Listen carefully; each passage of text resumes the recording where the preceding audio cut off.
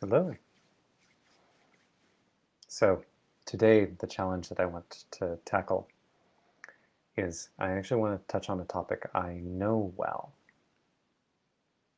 And so a lot of the content here is actually not exactly at my edge of growth, the way a lot of the things I've talked about in this series have been.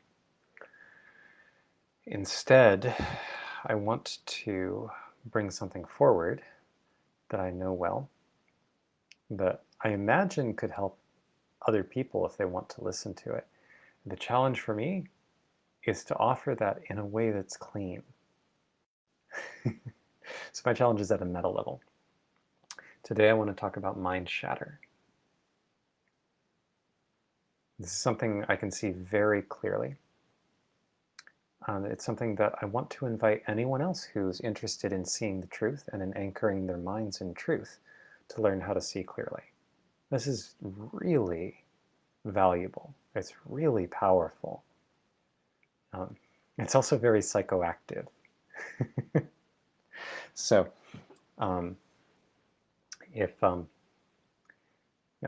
just be aware. I don't think that what I have to say here is particularly dangerous. I don't plan on talking about my more dangerous tools here in this series. I want to see if I can offer this without. I want to offer and bring my strengths of teaching without teaching without trying to pressure. So that's going to be my challenge today. So, for what is Mindshatter? So, when a couple of years ago, when I was as part of a group project to save the world, like running a company, the Center for Applied Rationality, and trying to save the world by teaching it sanity. There's a challenge that in retrospect I can now recognize, but I couldn't see at the time. We would spend a lot of time in Berkeley, California, sitting in an office, sketching out these models of what the challenges are with the world, the way that we have these different groups like the Machine Intelligence Research Institute, and we've got the effective altruists in Europe, and we've got this particular connection with the founder of Skype out in Jan Tallinn out in Estonia. We'd have these specific connections, and we would draw these things on a whiteboard and discuss them and try to figure out strategy and how are we approaching the world. And in doing so, in retrospect, it's very clear to me that I would lose track of my breath. Now, why would that be a problem? Okay. So I didn't fully realize just how how much of an issue that is until relatively recently. The last couple of months, I think, is when it really crystallized of, oh, this is actually a really significant issue. This is really big. Right.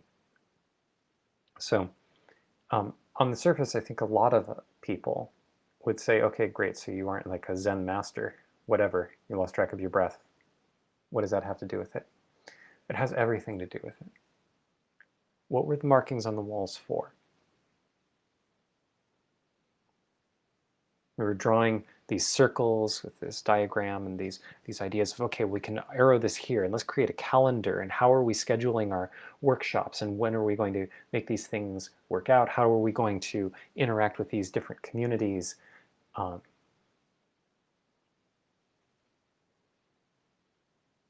I bet most of the time no one in that room was aware of their breath. Okay, I haven't checked. Maybe I'm dramatically wrong. Maybe I am the only clueless one.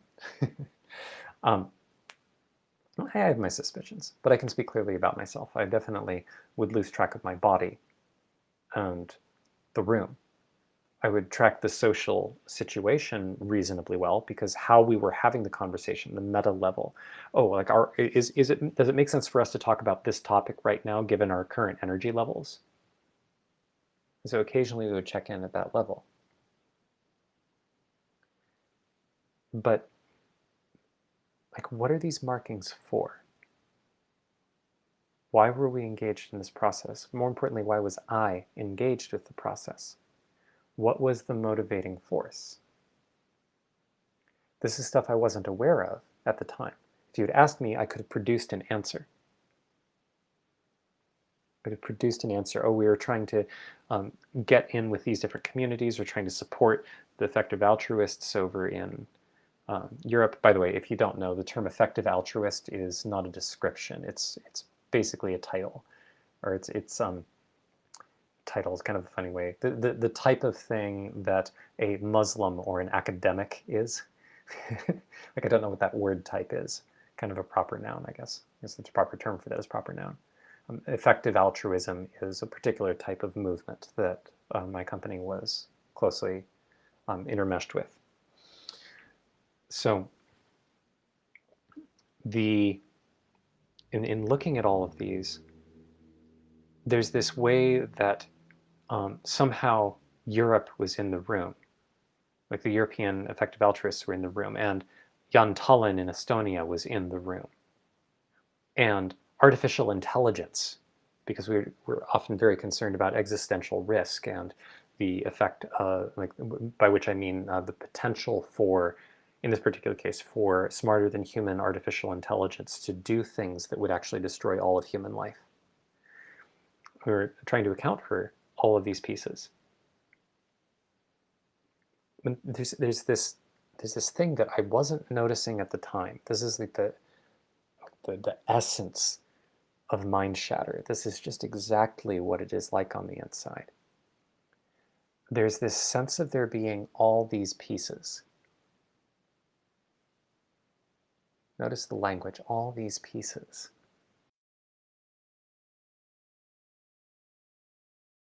Fit together as a coherent picture.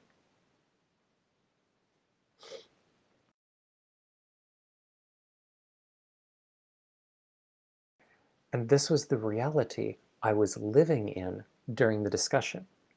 I lost track of my breath. I didn't notice what my feet felt like on the ground. It wasn't anchored. So there's this very lived experience that I had of trying to do good for the world. But what was the world? Okay, now, I still, by default, use some of this same, move this seat here. I still use some of this same basic type of thinking in the background. I now try to ground it more. This is one of my most frequent practices I return back to. Wait, is this rooted in truth? Is this rooted in now? Does it matter? Is it grounded in the material world? Does it matter? Right? That's not just a linguistic play. There's a reason for that linguistic link. But this, if I think by default, oh, my girlfriend is in France. When I think that, where is France? Right? It actually took some work for me to recognize. I actually had to do some geometry to recognize France is that way. Because I can't see my arm, but France is that way. Specifically, Paris is right at about that angle in that direction for me. Right? There's something about it means to take the camera and rotate it so that when I'm talking to her on Zoom, that I'm facing her. I don't usually do this, but I could. And that gives me this spatial sense of where France is. And that's unusual. Right? It's interesting that that's unusual. She and I went to Peru in 2019. Where is Peru? Right? You notice, again, watch the eyes. Watch the eyes. Where's Peru? Right? It's not up here. So why do I look up here when I think about, well, where is Peru? Right? I'm checking out of my visual environment so that I can boot up an internal visualization. What I just did is got a picture of the globe, and I could see the outline of South America. And the first thing I do is I get Chile, because Chile is just fun to say, and it's got this little snaky thing on the western edge of South America. And then as I'm visualizing this, I go, okay, well, right about there is Peru. But notice what I've just done. Right? I've created this image of a picture, or sorry, this image of a globe right in front of me with this outline of South America right in front of me. And right there is Peru. So here's a question, is Peru there? I mean, obviously not. That's a point in space right in front of me. So where is Peru? Oh, Peru is to the south. Oh, well, how did I come up with that? Well, I got a quick picture of where I am up here, and down there is Peru. And Peru is right about there. Because that direction is south, and it turns out that north-south is pretty straightforward, so it's roughly there. I'm guessing about the angle, but it's somewhere in that direction. That does something different. That's anchored. Oh, there's Peru. I am standing on a globe. There's something funny that happens. I've kind of gotten used to this, sort of anchoring this experience. There's something funny that happens when I remember the fact that people in South Africa, which is roughly on the other side of the globe from me, people in South Africa have their heads pointed that way. That's up for them. Their feet are pointing at me.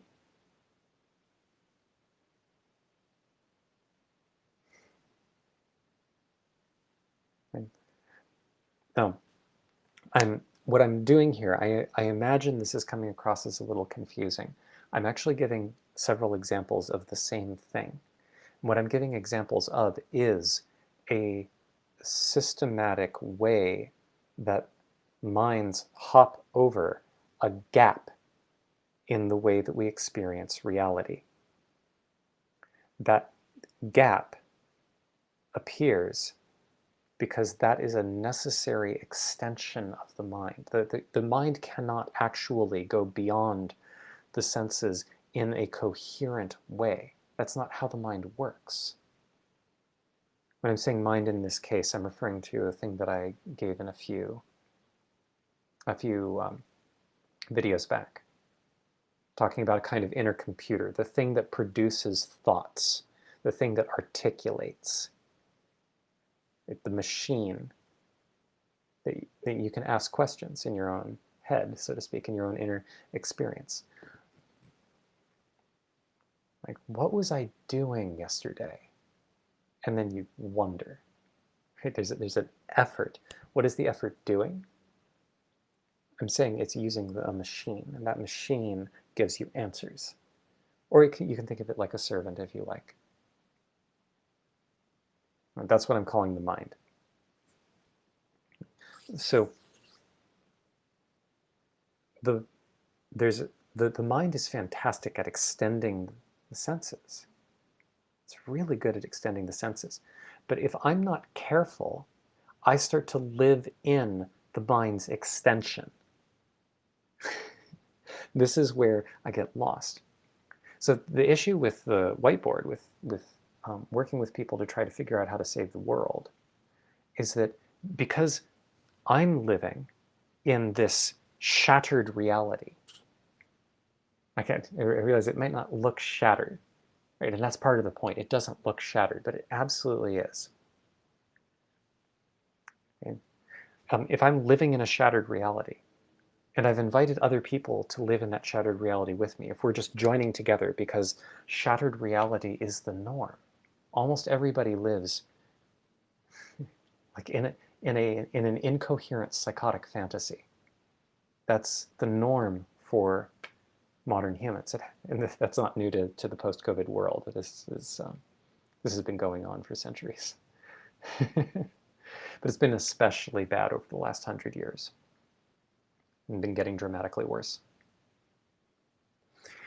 So living in a shattered reality means that when something doesn't work, we're less likely to notice. Like a symptom that we see of this phenomenon in general is the fact that you have, for instance, the fields of biology, chemistry, physics, and music are different fields. Right? Now, there's an internal coherence that makes it make sense that, well, if I'm going to study gravity, there's an interaction between gravity and light that's not as much, that interacts much more closely than does the question of what is the difference between a waltz beat and a foxtrot beat. Like that has very little to do with gravity or light relative to how much gravity and light have to do with each other. So there's sort of a clustering of topics that makes it make sense to study those things more together. But if you look at how academia works, there's almost this siloing of domains. You have the physics department, the chemistry department, the department of music. These are separate departments and they don't interact very much. They don't talk to each other. Sometimes you have people trying, like when I was finishing my PhD work, there was a whole lot that was starting to come about how important it was to have interdisciplinary studies and research. This is the big hot thing. And so you would have, in some cases, you would have people forming a department of interdisciplinary studies where they were trying to build these bridges. But it's still separate. And if you interact with most like physicists or mathematicians, or like they might think, you know, in abstract that seems like a good idea, but I'm not going to get a whole lot of help from the people in the English department. That's not going to be terribly relevant to what I'm doing, so I'm really not that interested. So this kind of fragmenting where it just seems like, well, of course that's how you do it. What's the problem? The problem is that if you put together all of the domains of academia, you don't get a picture of reality. You get a picture of academia. A lot of people know that academia is way out of touch with reality, with what it means to actually live in the real world. So, how did the attempt to study the real world and come to an application of the intellect to understanding and really mastering the material world become such a shattered, disconnected thing?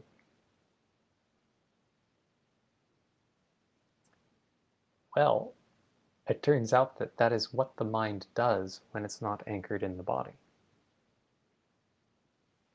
It's actually one of the mind's strengths, its ability to silo, its ability to pull something completely out of context and just create a world and compute. It's the same thing that allows us to create fiction. It's the same thing that allows us to create models. The ability to create the models of physics came from, let's create this mathematical play, this little isolated sandbox where we look at how the numbers work. And then when we go back to the world and we measure it, we find that the measurements map our models, and look at that, we can understand.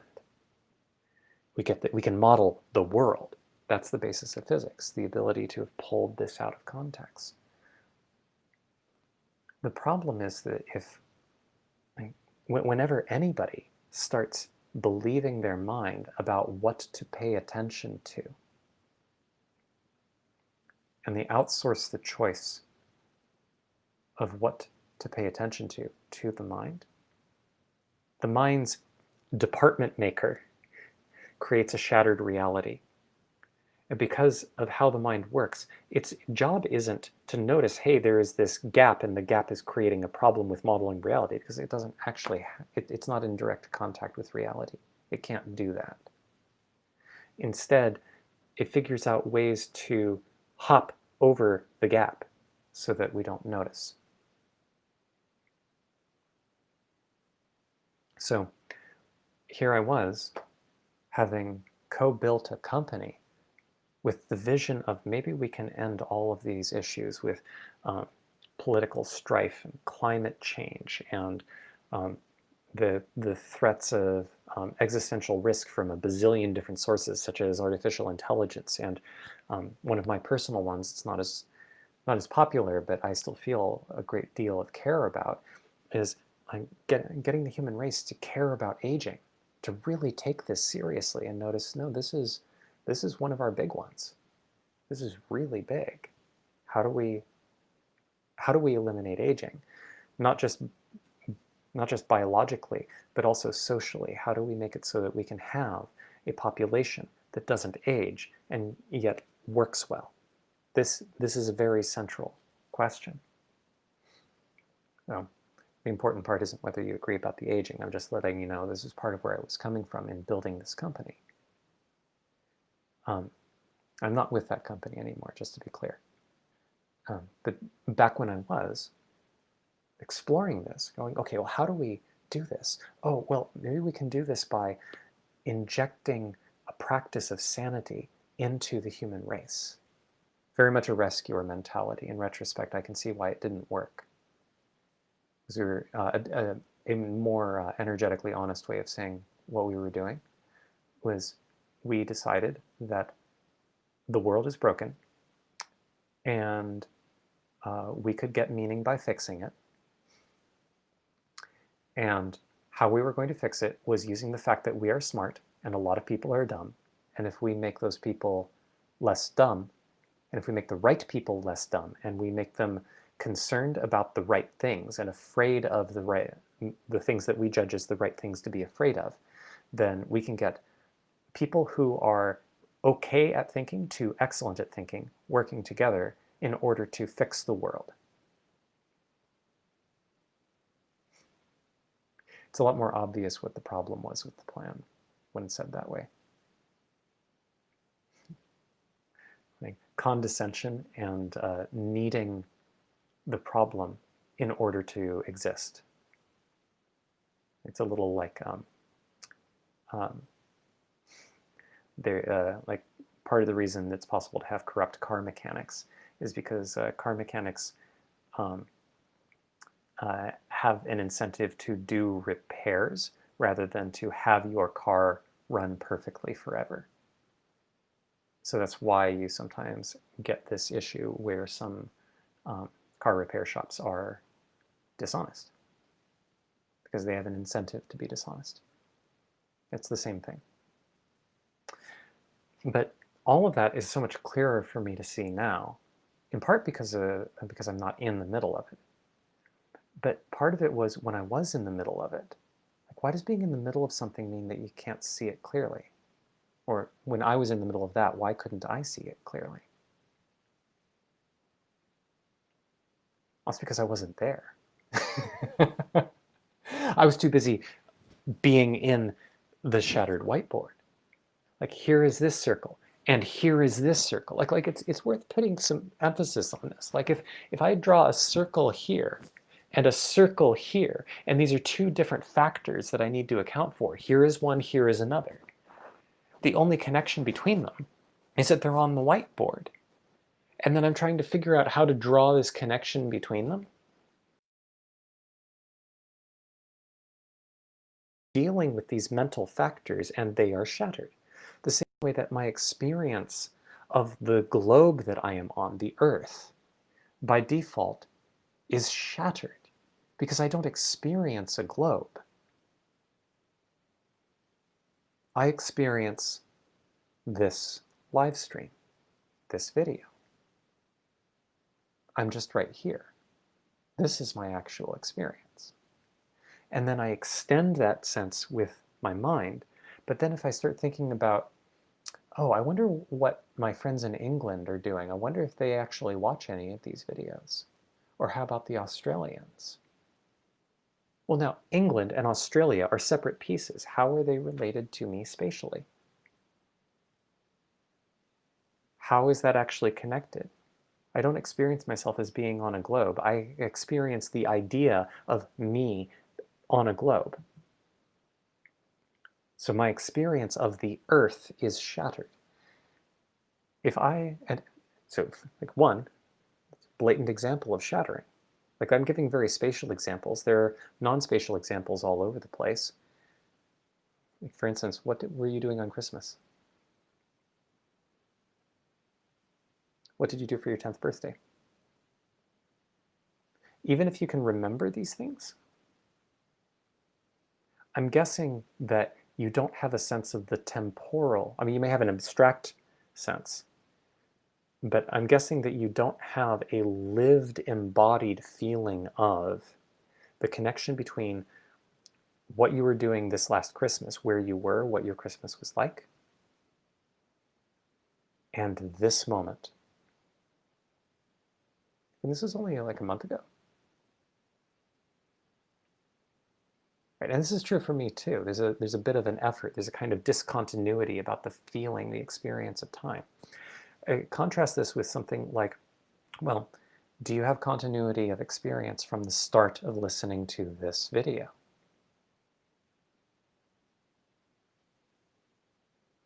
I bet that feels coherent. But that feels like a connected continuous stream. Is it connected to you waking up this morning? Or when you made a transition between moments, excuse me, did that break your sense of time? We live in Mindshatter all the time. I don't think it's a strict necessity. I notice that as time goes on, and as I recognize how Mindshatter works, what the actual experience, the lived experience of Mindshatter is, I choose to anchor more in the present moment.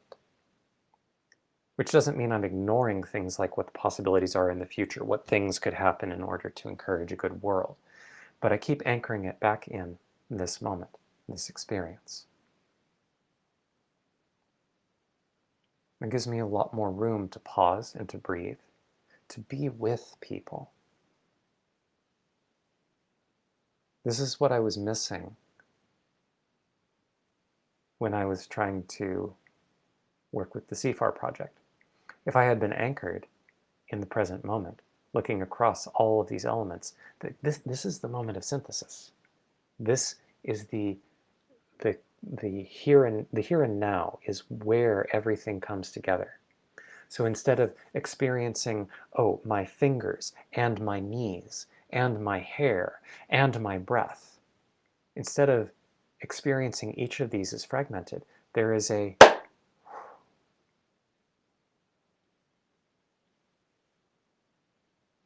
here. The capacity to experience all of this as one is here and now. So if I am looking at a model, if I'm looking at a thought, oh, how could I have done that? Ah, I'm so stupid. Right? In that moment, if I lose awareness of my breath and of my feet, that means I am entering the mind's world.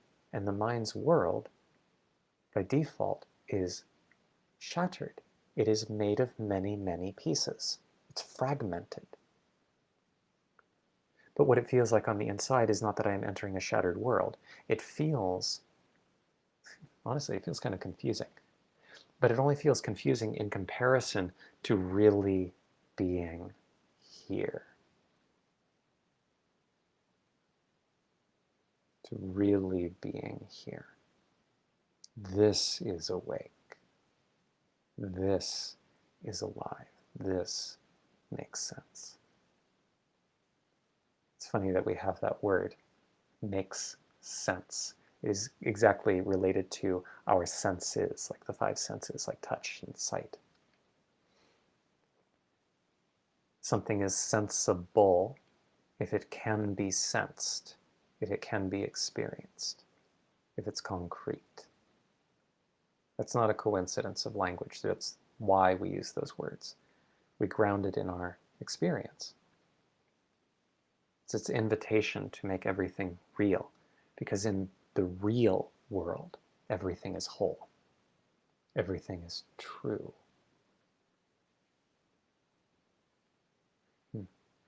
This is part of where I'm rolling a little bit into some habits of lecture. It's like wanting to pull in this little bit of drama and get you to get it. Just a little bit of itch.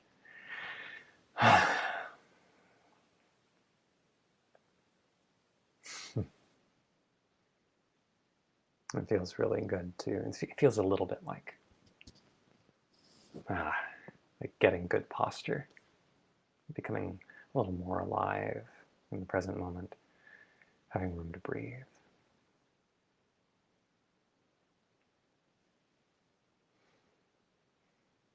So the main problem with living in a shattered world, well, like the main problem is that it's not true.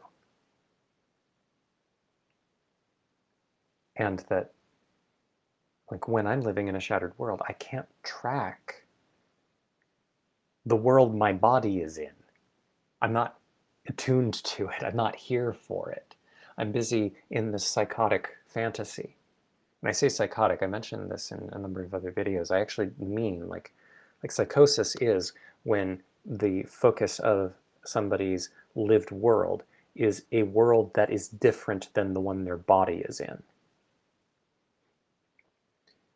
It's psychosis in the clinical sense, where people need to take antipsychotic medications or something like that, where they need interventions, like dangerous levels of schizophrenia, for instance, is an extreme version of this phenomenon for various reasons. But I do mean what I'm saying. It is psychotic.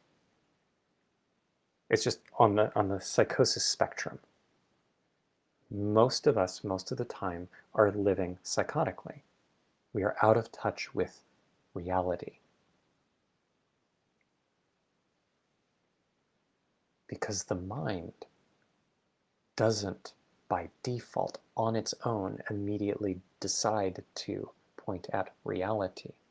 It creates these worlds, it creates these computations. I have to decide that I want to be in relationship to truth more than I want to listen to the mind.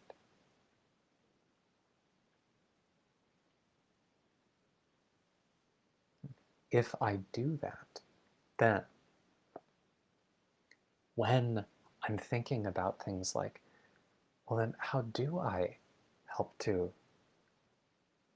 speak to things about climate change or racial inequality or the thing with aging I care so much about? How do I actually, like, what do I do?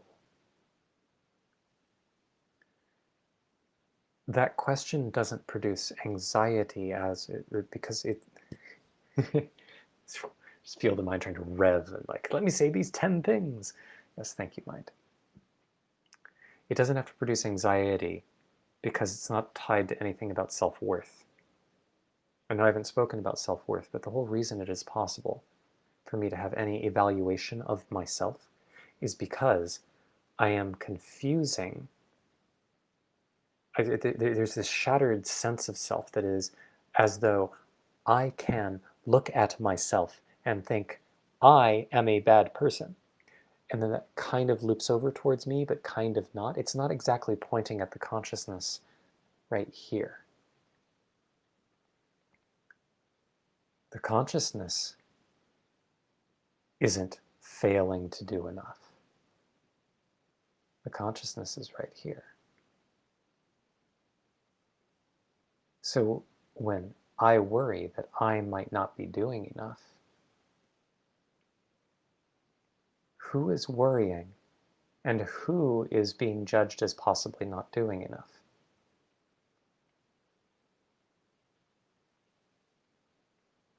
These are often different pieces of the mind, different self-models. This is part of the effect of the mind shatter. Self-doubt, worry, fear about things that aren't present are signs of living in mind shatter.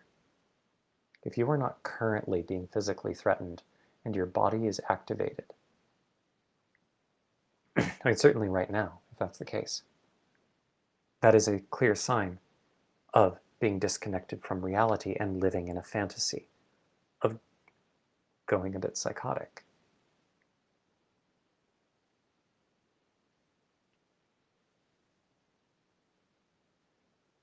And so if you can see this clearly, like I've just found this immensely clarifying.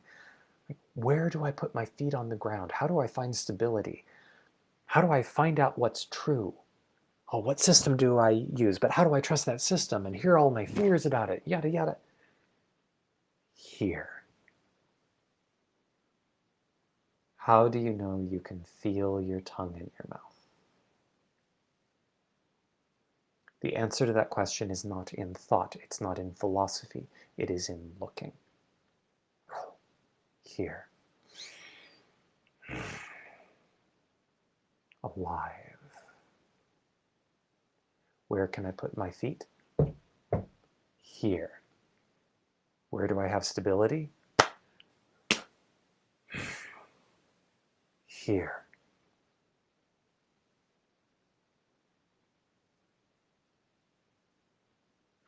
In this stillness, I can breathe. And from here, I can use my mind. The danger is leaving this world and entering the world of the mind and getting lost in a psychotic fantasy, getting lost in Mindshatter.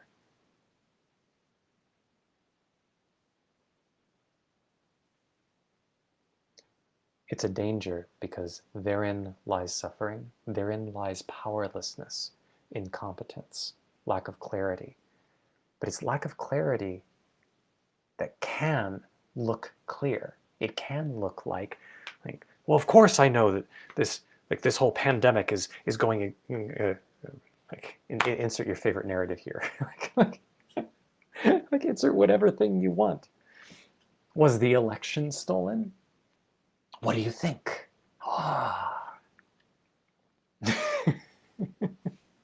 If it doesn't root in this moment, then the purpose of those thoughts is to create alarm and fuel more thinking. Approximately speaking, to keep you ensnared in the Mindshatter. It doesn't make it bad. That is actually an expression of the beautiful intelligence and capacity of the mind. Once you are able to harness it, all of the power that creates suffering that you think is in the world will be at your fingertips to create the life and world that you want. Just bear in mind that as you get there, what you think you want will change because you will be re-engineering your mind.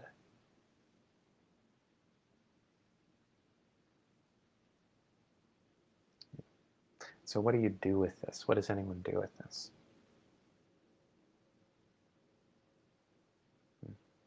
Well,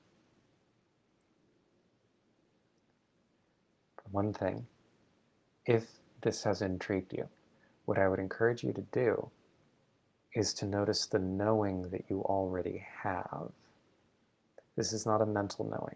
This is not like knowing that a squared plus b squared equals c squared of the Pythagorean theorem. It's a little like that if that is actually a mathematical truth that you have learned how to prove, and that the proof is part of your soul. It's part of what you remember of the absolute truth. But for most people, I imagine, basically nobody does the work needed to actually understand truth that way in mathematics. So when I talk about knowing, I'm talking about the kind of knowing that tells you that you can feel your shirt moving as you breathe. It's not a fact, it's not an idea, it's a direct experience that you verify by looking.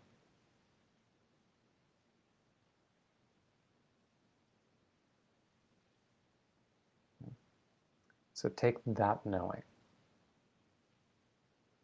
the knowing, the recognition that you can feel from what I'm saying.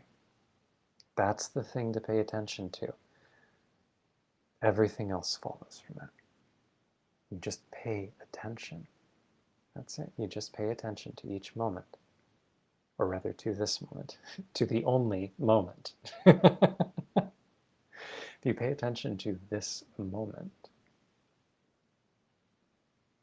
you orient to that knowing, you will see. You will see the mind shatter.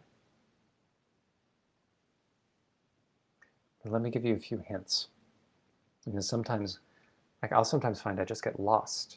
I get lost in the storm. I sometimes describe them as metacognitive storms. This is the thing of, oh God, I'm lost in thought. Now I'm worried about it. That's terrible. Now I'm criticizing myself about it. Oh no. And there I am doing all the meta thing. Here's a metacognitive storm. This is all terrible. What do I do now? I'm so confused. Just like this tower of reflecting on thinking about thinking about thinking about thinking. That's particular to me. Some people, I think, can relate to this. So to navigate that, I find it helpful to have a couple of checks, a couple of very simple things. Am I seeing what my eyes are pointed at? In particular, are my eyes able to stabilize on something? You can tell when I'm kind of like I'm sort of lost in my mind because my eyes are meandering all over the place. And as I'm talking, I might occasionally make eye contact, but then I'm sort of, it's sort of like this thing, and yes, the eyes can't stay anywhere, because if they stabilize too much on the world, you might see the world. There's a reason why we get lost in mind shatter. It's actually part of a trauma response. A collective trauma response, but it's something that we are trained into when we are young, and that we practice throughout our adult lives, and that we reinforce with each other and we encourage one another to continue. It's a very specific line of trauma. But what's important to take the first step in the direction of clarity is not a theoretical understanding of trauma. What is necessary is to be in touch with the knowing, which is to say, to feel the integrity, the integration of being here. So in this moment,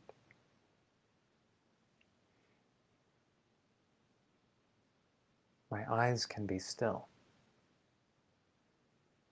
and I can stably see what I'm looking at.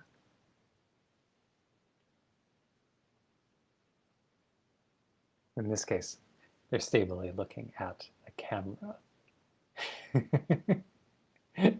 For me, I'm looking at a camera. I imagine you are looking at me. Do you notice the thoughts that storm up? Sort of create something that gets in the way of the eyes. Just notice that. Okay. So that's one sign. One sign of, oh, I can return to my breath. I could be here. Right? Or just to recognize the transition between here and mind shatter. Okay. Are the eyes stable? Okay. Are you experiencing your body? This is not a matter of active attention on the body in terms of like, let me analyze, okay, am I feeling that breath? I'm going to examine that breath in a lot of detail. This is one of the big challenges that people have in Vipassana. When they go on Vipassana retreats, you spend enough time focusing on your breath, you eventually get bored enough that you realize that when you've been saying you have been the mind talking to itself about how there's nothing to examine and keeps trying to create these images to go somewhere else in the mind shatter. And that you actually haven't been experiencing the breath, you've been experiencing the mind. When you actually experience your breath fully, the breath isn't separate from the rest of the body. It's not separate from the air around you. It's not separate from the room that you're in. It's also not separate from the thoughts, but it's a lot easier to see the thoughts after anchoring in the material world.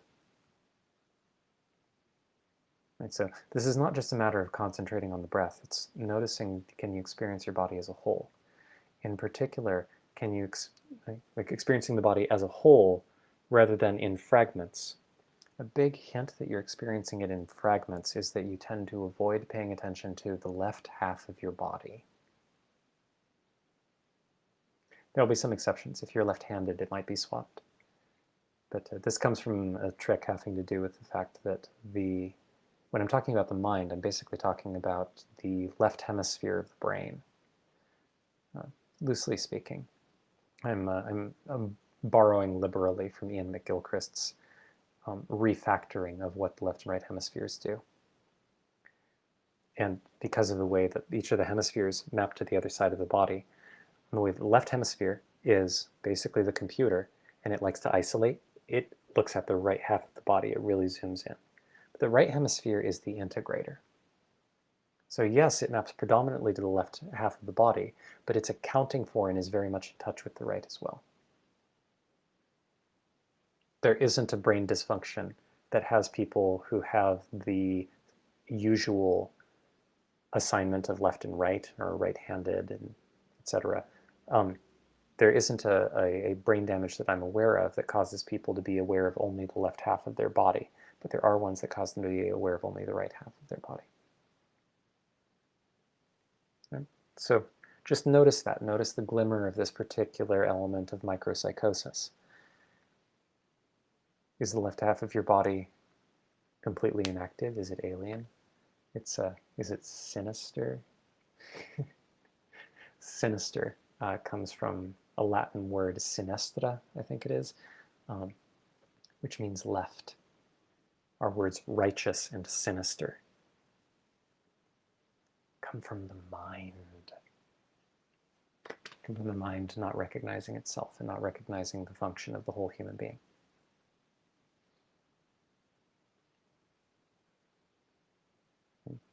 Another big hint is, do you have to say it? Whatever it is, if you feel this enormous need to speak, or an enormous need to think, you're saying an idea in your head.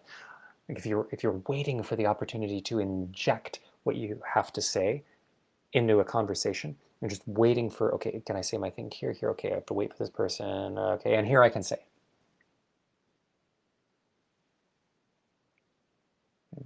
This is another hint based on, in part, on the hemispheres thing, because the left hemisphere has the ability to produce speech, Broca's area. The right hemisphere doesn't, but it can understand language just fine. Okay, so if you're producing speech, either because you are trying to say your piece or because you're thinking,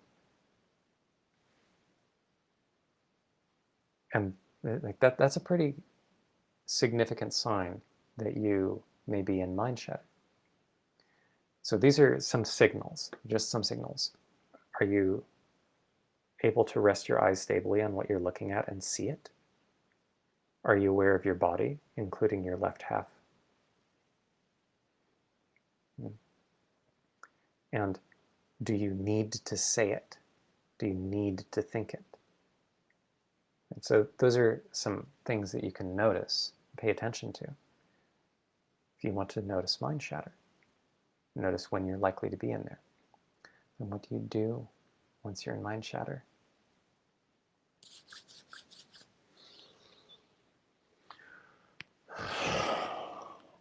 Ground. Rub the thighs. Take a breath. Slow down.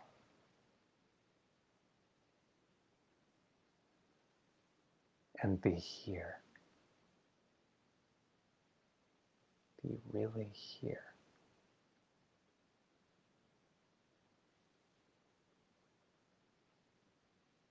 There's nothing extra to do. You know how to do this. And you know why. And part of you does.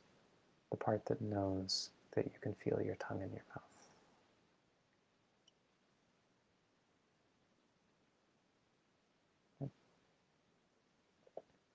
So I can feel how I slid quite a bit there.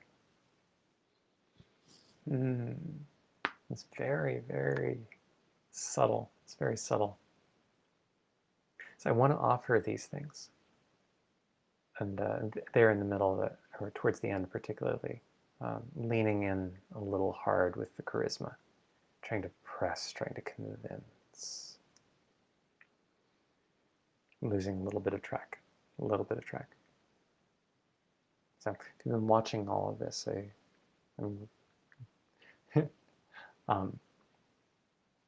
I enjoy the witnessing. I hope you got something from this. I hope in particular that you can track, like notice the difference in feeling here. It's not just a change in vocal tone. I've pulled back the energy of pressing and trying to convey something. Just notice what you can, like this, like there's an energy, there's a key energetic difference. So notice that. So the invitation is, if this spoke to you, to pay attention to these hints of Mindshatter and then ground in the present moment. You're not ignoring reality, you're paying more attention to it. There are things to say to the mind, to help the mind compute why this makes sense, to get a better model of why this way of orienting makes sense. One of the big problems I ran into when working in this direction was, it felt like when listening to things like Eckhart Tolle, The Power of Now, I mean, just ground in the present moment. Oh, but the future moments are not actually there, because when they're here, it's now. It's not later, it's now. Okay, that's great. But I still have to figure out how to get myself to do my taxes. So what do? Right?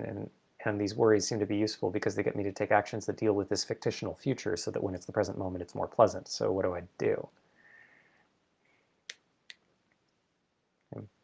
The mind is really good at coming up with arguments like that.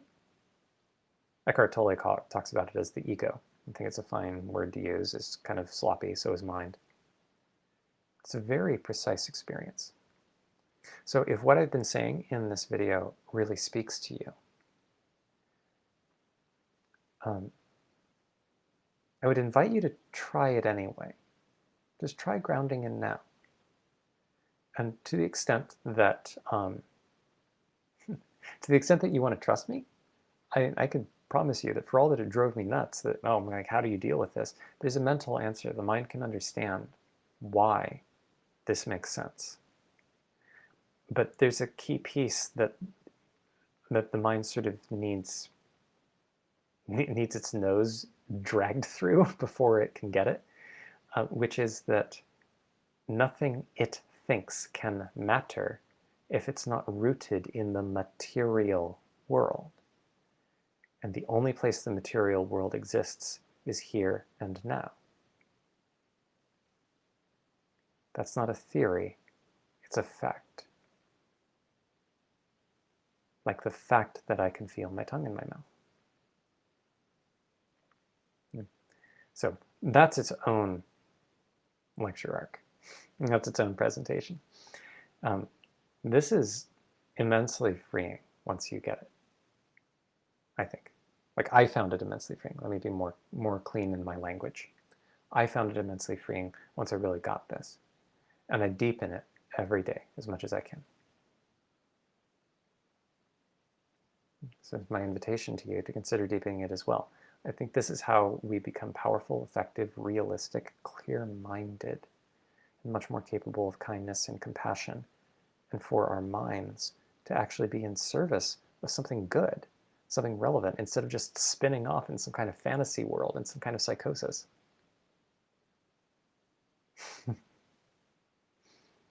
Oh. So I hope you enjoyed this. And I hope in particular, there's an element of wanting to take care of my audience and take care of the impact. Consider rewinding like about 10-ish minutes, 10 or 15 minutes, and looking at the energy difference between how I'm ending this and what it was like about 10 or 15 minutes ago when I was really emphasizing this now. Eventually, I want to find a way to be able to bring that kind of power in a way that's in service. But a lot of the energy of that was actually coming from a desire to impact my audience. Right? So it wasn't entirely clean. And so the thing that I'm pointing at is very real. It's very powerful. It's beautiful. And I hope you want to explore it. But it really should be up to you rather than because you feel this impetus because I am a charismatic, powerful speaker hypnotizing you. I don't want to do that. Okay. So caveat emptor. But as a gentle recommendation, don't try to ask your mind to analyze whether this is something you want to do. Don't think about it. Just look at it and decide. This is about dismantling part of the mind in a particular way. Oh, hey, Kat. Kat Maria asks, what do you want us to notice in the difference between now and 10 minutes ago? The feel of, like, how it, in particular, how it feels in your body to be listening. How does it feel to be on the receiving end of my speech? Just contrast that. Is that clear? Hi, it's nice to see you too. Okay, that's all I've got. Thanks for listening.